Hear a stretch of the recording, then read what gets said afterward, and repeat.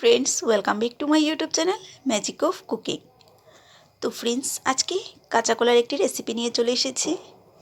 কাঁচা কলার অনেক রকমের রেসিপি আমরা করে থাকি।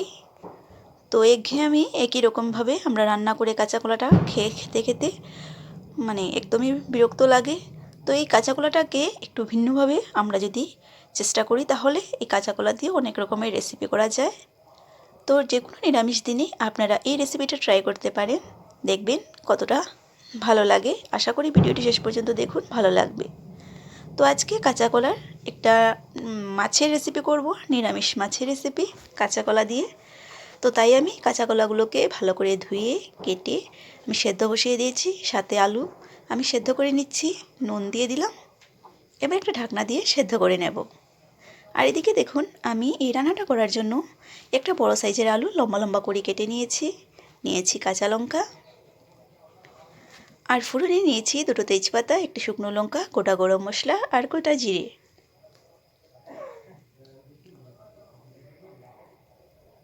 আর এখানে আমি সয়াবিন ভিজিয়ে রেখেছি। তো সয়াবিনটা অপশনাল, আপনারা চাইলে নিতে পারেন, নাও নিতে পারেন। সয়াবিনটা ছাড়াও এই রেসিপিটা করা যায়। তো সয়াবিনগুলোকে আমি জল থেকে তুলে একটা মিক্সির মধ্যে নিয়ে নেব। দারুণ টেস্টি একটি রেসিপি এটা। নিরামিষ দিনে আপনারা এই মাছের রেসিপিটা করে নিতে পারেন, নিরামিষ মাছের রেসিপি। তো দেখুন, আমি মিক্সির মধ্যে নিয়ে নিয়েছি সয়াবিনগুলোকে, এবার পেস্ট করে নেব।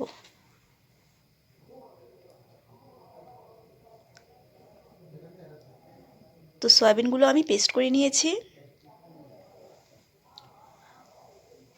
পেস্ট করা হয়ে গেছে। আর এদিকে কাঁচা কলা আর আলুটাও সেদ্ধ হয়ে গেছে। তো কাঁচা কলা আর আলু আর সয়াবিন দিয়ে আজকে আমি মাছ তৈরি করব। তো সবগুলো ভালো করে সেদ্ধ হয়ে গেছে, এবার জল থেকে তুলে নেব। আর ঠান্ডা হওয়ার পর আমি খোসাটা ছাড়িয়ে নেব।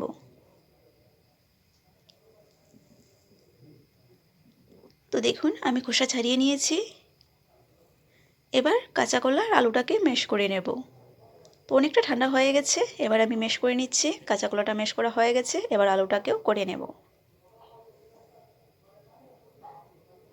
তো সব কিছু আমি ম্যাশ করে নিয়েছি। এবার এটার মধ্যে সবার প্রথমে আমি দিয়ে দেব সয়াবিনগুলো, যেটাগুলো আমি পেস্ট করেছিলাম সেগুলো। আমি আবারও বলছি, সয়াবিনটা পুরোপুরি অপশনাল, আপনারা চাইলে নিতে পারেন, নাও নিতে পারেন। এবারে দিয়ে দেব পরিমাণ মতো নুন। নুনটা বুঝে দিয়ে দেব, কারণ আমি আলু আর কাঁচা কলাটা সেদ্ধ করার সময় নুন দিয়েছিলাম। তো এবারে দিয়ে দিলাম কালো জিরে, দিয়ে দিচ্ছি হলুদের গুঁড়ো, সামান্য লঙ্কা গুঁড়ো, আর দিয়ে দেব পরিমাণ মতো ময়দা আর জিরে গুঁড়ো। তো জিরে গুঁড়োটাও দিয়ে দিলাম। এবারে দিয়ে দেব ময়দা। তো টোটাল আমি এখানে 3 চামচ ময়দা নিয়েছি। প্রথমে দেখে নিই।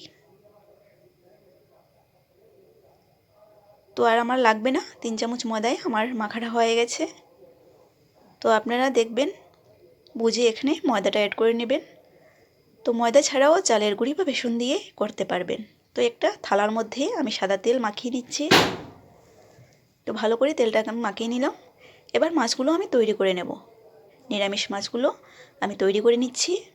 এইভাবে অল্প একটু নিয়ে হাতের সাহায্যে আমি মাছ তৈরি করে নিচ্ছি। তো দেখুন, আমি একটা মাছের পিস তৈরি করে নিয়েছি। এরকম করে প্রত্যেকটা করে নেব। তো আমি মাছের পেটির ডিজাইনটা দেব।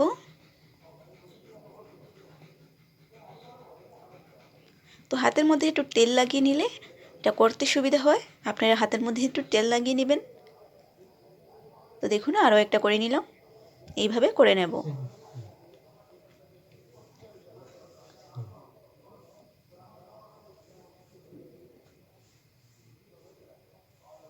তো দেখুন, আমি প্রত্যেকটা তৈরি করে নিয়েছি, এবার ভেজে নেব।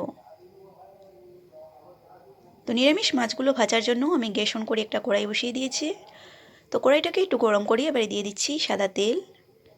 এবার তেলটাকেও গরম করে নেব। তো তেলটা গরম হয়ে গেছে, এবার আমি মাছগুলোকে ভেজে নেব।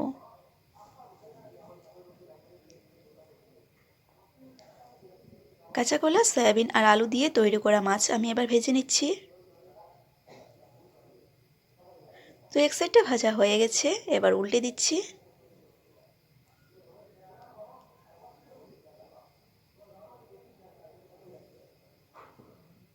তো অপর সাইডটা ভাজা হওয়ার পর তুলে নেব।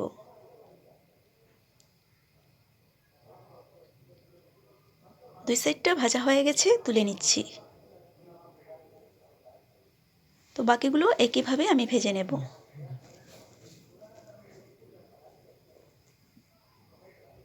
দুই সাইডটাকে লাল লাল করে আমি ভেজে তুলে নেব।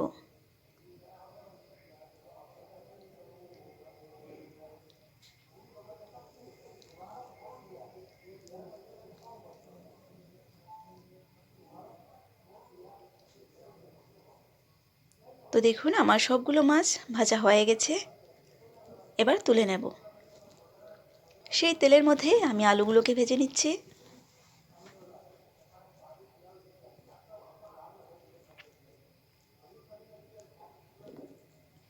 মাছ রান্না করতে আমরা যেরকম আলু ব্যবহার করি, তো আজকে আমি যেহেতু নিরামিষ মাছ রান্না করছি, তো আলুটাও আমি সেই রকম দিয়েছি।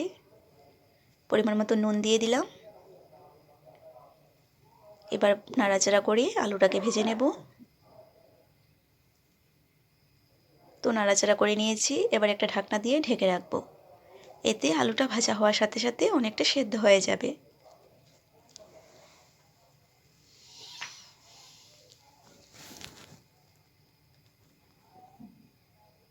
তো দেখুন আলুটাকে আমি ঢাকনা দিয়ে রেখেছিলাম, ঢাকনাটা তুলে নিয়েছি আর আলুটা ভাজা হয়ে গেছে।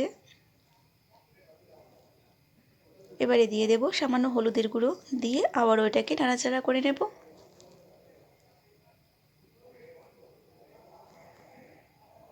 তো এবার আমি আলুগুলোকে তুলে নিচ্ছি।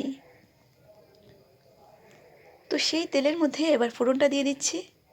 দুটো তেজপাতা, একটা শুকনো লঙ্কা, গোটা গরম মশলা।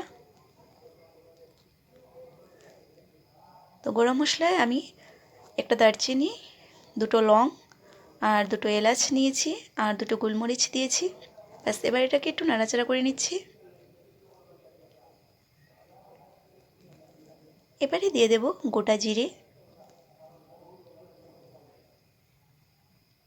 জিরেটার কালারটা একটু চেঞ্জ হওয়া পর্যন্ত অপেক্ষা করছি। দেখুন কালারটা চেঞ্জ হয়ে গেছে। এবারে ভেজে রাখা আলুগুলো দিয়ে দেব। এবার এক এক করে বাকি সব মশলা অ্যাড করে নেব। প্রথমে দিয়ে দিলাম হলুদের গুঁড়ো, দিয়ে দেব লঙ্কা গুঁড়ো। ঝালটা আপনারা আপনাদের পছন্দ মতো বাড়িয়ে কমিয়ে নেবেন। আমি এখানে 2 চামচ লঙ্কা গুঁড়ো দিচ্ছি। দিয়ে দিলাম জিরে বাটা, 2 চামচ আমি জিরে বাটা এখানে অ্যাড করেছি। আর অল্প জল দিয়ে এবার মশলাটাকে কষিয়ে নেব।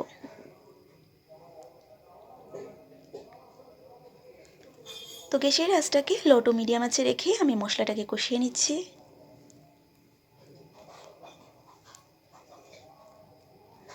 যে কোনো রান্নায় মশলাটা কষানোর উপর রান্নার স্বাদটা নির্ভর করে। তো চেষ্টা করবেন একটু সময় নিয়ে মশলাটাকে কষিয়ে নিতে। আর দেখুন আমার মশলাটা কষানো হয়ে গেছে, খুব ভালো করে মশলা থেকে তেল ছেড়ে দিয়েছে।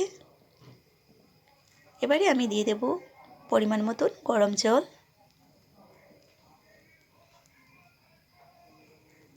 তো জলটা দিয়ে দিলাম। এবার একটু ভালো করে নাড়াচাড়া করে এটাকে ঢেকে রান্না করব।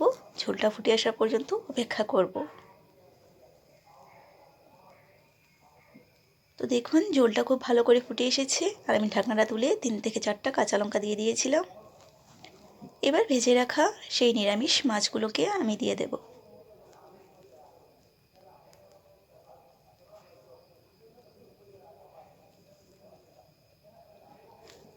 আর ঝোলটা খুব ভালো করে ফুটে আসার পর এই নিরামিষ মাছগুলো দিয়ে দেবেন।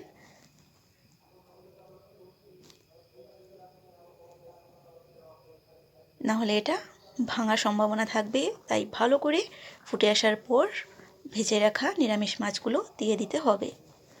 তো এইভাবে আরও 3 থেকে 4 মিনিট আমি রান্নাটা করে নিচ্ছি। গ্যাসের আঁচটাকে একদম লোতে রেখেছি। দেখুন আমার আজকে নিরামিষ মাছের রেসিপিটা তৈরি। এবার একটা প্লেটের মধ্যে নিয়ে নিচ্ছি। তো দেখুন বন্ধুরা, আমার আজকের আলু কাঁচকলা দিয়ে নিরামিষ মাছের রেসিপিটা কেমন হয়েছে অবশ্যই জানাবেন। আর রেসিপিটা ইউনিক একটা রেসিপি হলো না? রেসিপিটা যদি ভালো লেগে থাকে তাহলে লাইক করবেন, শেয়ার করবেন আর সাবস্ক্রাইব করে পাশের বেল আইকনটিতে ক্লিক করে দেবেন, যাতে আমার চ্যানেলে আপলোড করা ভিডিওগুলো সবার আগে আপনাদের কাছে পৌঁছে যেতে পারে। নিরামিষ মাছের এই রেসিপিটা কেমন হয়েছে কমেন্ট করে অবশ্যই জানাবেন।